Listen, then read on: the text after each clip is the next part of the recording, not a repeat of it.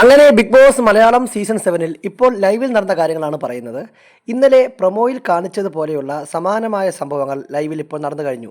അതായത് എല്ലാവർക്കും 3 മിനിറ്റ് സമയത്തിനുള്ളിൽ പണിപ്പുരയിൽ കയറി ഇഷ്ടമുള്ള സാധനങ്ങളെല്ലാം എടുത്തതിന് ശേഷം പുറത്തിറങ്ങാം എന്നാണല്ലോ ബിഗ് ബോസ് ഇന്നലെ പ്രൊമോയിൽ പറഞ്ഞത്.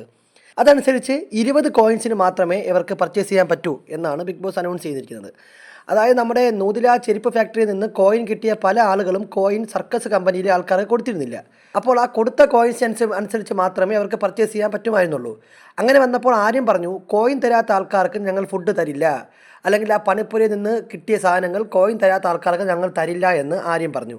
അങ്ങനെ അതിനെ തുടർന്നാണ് അവിടെ വലിയ പ്രശ്നം ഉണ്ടാകുന്നത്.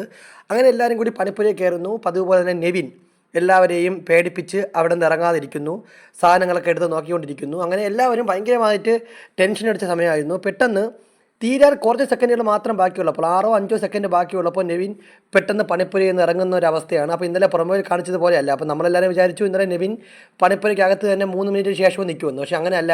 നെവിൻ പുറത്തിറങ്ങിയപ്പോൾ അതിൻ്റെ പേരിൽ ഭക്ഷണത്തിൻ്റെ പേരിൽ അടിയായിരിക്കുകയാണ്. കാര്യം 20 കോയിൻസിന് മാത്രമേ സാധനങ്ങൾ എടുക്കാൻ പറ്റുകയുള്ളൂ.